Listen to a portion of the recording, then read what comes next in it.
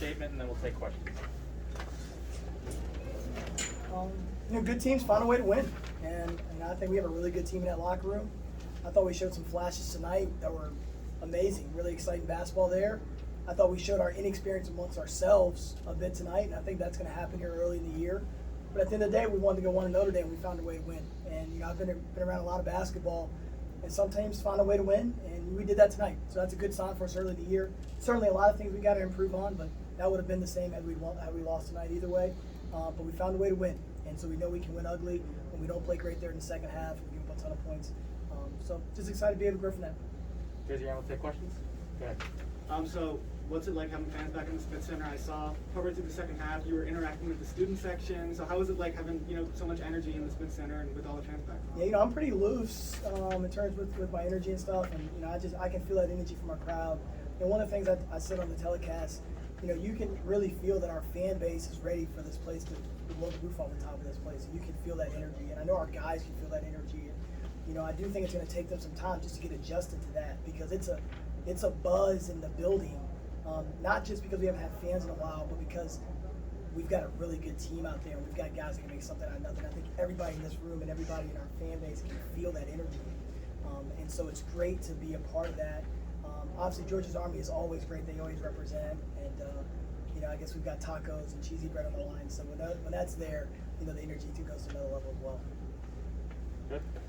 How's Ricky feeling right now? He looked a little banged up after that kind of scrum on the floor at the end of the game. Is he going to be okay for Maryland?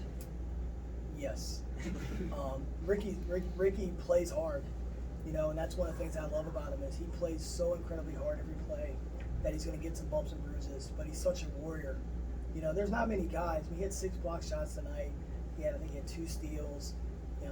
He's a special talent that we're getting a chance to watch every day, and he's still got great basketball ahead of him. He hasn't put it all together yet, and I do feel like he's going to figure that out this year, and that's going to be really scary. And tonight, getting in foul trouble, and what an amazing job by him responding. You know how excited he was to play in front of fans. After playing a year here without having any fans, I don't know if there was a guy more excited in that locker room than he was. And so to get in foul trouble, man, that's hard. And to be able to respond the way he was able to respond at the end, and that shows a lot of maturity. Now, I don't know if he's always had, but he's got it right now. Yeah. Obviously, you and Rob know each other very well from your days at Mount St. Mary's back in the NEC. Can you talk about what it was like to coach against him tonight? I love Rob Krimmel. You have these rivalries that emerge when you're playing against someone over and over again. Like he was in the league when I was a player in the league, I think, and then as a coach in the league when I was coaching the league. So, we've got a long-standing history. But he just always does things the right way. I love how his teams play. I would look at St. Francis PA and I think, man, that's a really tough job, and he does a great job of making it look easy. And I think that's really hard to do. The kind of players he's able to get in there, the development those guys have been able to have through the years. I've got a long-standing history watching those guys develop through the years. There are not many around that do as good a job as he does. And we knew they were going to be a good team. Like we told our guys, it's going to be a really good team. They're going to win a lot of games this year because they have a lot of talent. They can play together. And when he has experience like that, they're really tough to play against. So, it's great to play against a familiar coach, a familiar face, and a guy you just respect. I think one thing if people understand in the coaching community, the level of respect that you have for good people that are cut from the same cloth, is something really special. And I'll talk to Rob through the year as we always do, and they're going to have a great season. He's done a great job there, and he'll continue to do a great job there. Yes, ma'am. Coach, what are you most looking forward to on Thursday against Maryland? They've got a great program. They've had a great program for a lot of years. Mark Turgeon does a great job. They're a great program. I'm most looking forward to just getting a chance to really compete with these guys. One of the things that we're all fortunate to be a part of is we're going to get a chance to watch that group of guys that locker room grow all season long. And that growth is where it all is. That ability to learn in the moment, that's going to be scary. They grew up a lot tonight. They grew up right before our eyes tonight. And that's great to see. And we're going to have another opportunity to do that again on Thursday against a really good Maryland team. But I also think we're a really good team too. And so, we'll get a chance to throw the ball up against a really good team. And, they'll get a chance to do the same. So Joe Jamison only played about 8 minutes in the first half, and then obviously he played him. I think it was about 20 minutes in the second half, and he went off. He exploded. So, do you like Joe Jamison? Do you think he's a good player? I think he's a great player. I feel the same. Yeah.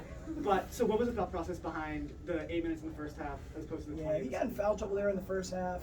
I thought we had a chance kind of to manage it. You know, one thing with PA is they're one of the better teams in the country at drawing fouls.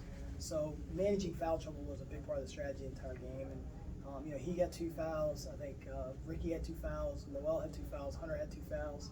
You know, we have a lot of confidence in guys like Quanzi Samuels to step in there and make plays for us. So, you know, the thought process was, you know, let's make sure. You know, one thing with Joe is he doesn't have as much experience as Brendan Adams, right? Like Brendan Adams played a lot of college basketball. Joe doesn't have a lot of college basketball experience. So we're still learning how to trust each other in terms of how you react when you have 2 fouls. You know, and I did not want him to get a 3rd foul. I thought that would be tough.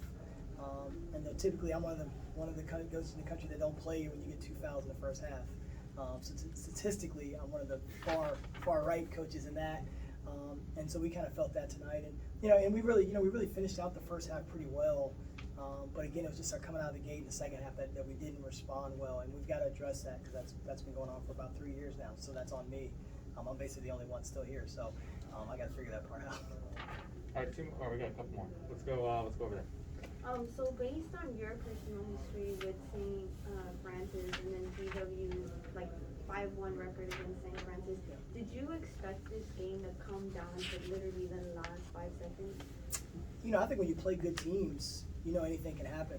And the reality of it is, we didn't play our best. You know, we played well enough in the first half.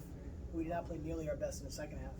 And when you do that, and some of that is St. Francis doing a great job of taking us out of some things. So a lot of respect to that.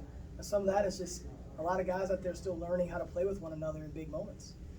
So, when I look at that, I mean, it comes down to a 1 possession game. I told our guys in that last time out, I was kind of fired up for it because I felt like, I mean, how many times do you get a chance to do that through the course of the season?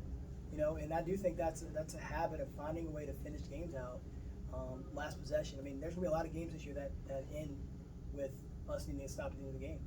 So to start that as a habit to get a stop and get that first win, I think that's huge for us. It shows that we can step up and be at our best required, and we did that tonight. Eric. Kind of answered my question, but you talk about those growth moments, and you have a chance to look your guys in the eye with 5 seconds left in one of those moments. I was wondering what you were saying. What did you see in that moment, and how do you feel like they handled that last sequence? Yeah, we drew something up in the huddle that we thought they might run. Because we have a history with them and just trying to prepare our guys for getting through the screens and stuff. I mean, they're one of the best underneath out of bounds teams in the country. Every year they are. They're great at that. So that's a scary situation when you're underneath out of bounds with 5 seconds left against a team that's great at scoring there. See, brother? That's great at scoring there. So you want to do a great job of just getting our guys through that and having that communication. What I love about the huddle, Joe mentioned it, our poise in the huddle was great. There was no fear in that huddle. And everyone was locked into what we needed to do, and everyone had the confidence. You could feel it that we're going to get that job done, and I think that's huge. I think that's a big thing is that confidence that those guys are instilling every single day. They felt that in that moment, and they felt that together. And to make those kind of plays, I do think it's something that's really special. All right, 2 more. Ethan and then Savannah. You held St. Francis to 1 of 9 for 3-point shooting. What did you see from your team's perimeter defense that you liked tonight? We do. One of the things we pride ourselves in is our 3-point defense. That's something that's always been a stickler for us every place I've been, and we've been pretty good at it here as well. That's one of the statistics that we've been very good at. Our pressure on the ball, the way we play stylistically defensively, contesting shots. We really make a major focus on that. So there's definitely some things that we do that I think really help us. And then they scored some shots in the lane, but I thought we didn't break and start over helping. We were still taking away the 3-point shot. The St. Francis, when they won games last year, they shot 39.9 to 39.8% from 3 when they won games last year. And when they shot 28%, they lost games. So that's a major point for us is that we got to make these guys finish over top of us. Now we got to get better defensively at doing that. But we wanted to make sure we use our size and our athleticism. I thought we executed the game plan really well. That first half was outstanding. The second half not so much. But that first half was outstanding. And I think if I'm leaning towards away, I'm saying we're going to be more like that first half defensively. We just got to learn how to be able to do it for a long period of time. All right, last question, Savannah. Coach, how do you feel about your starting 5? Do you think you'll make any changes for Thursday's game? No, I like those guys. I like the rotation we had tonight.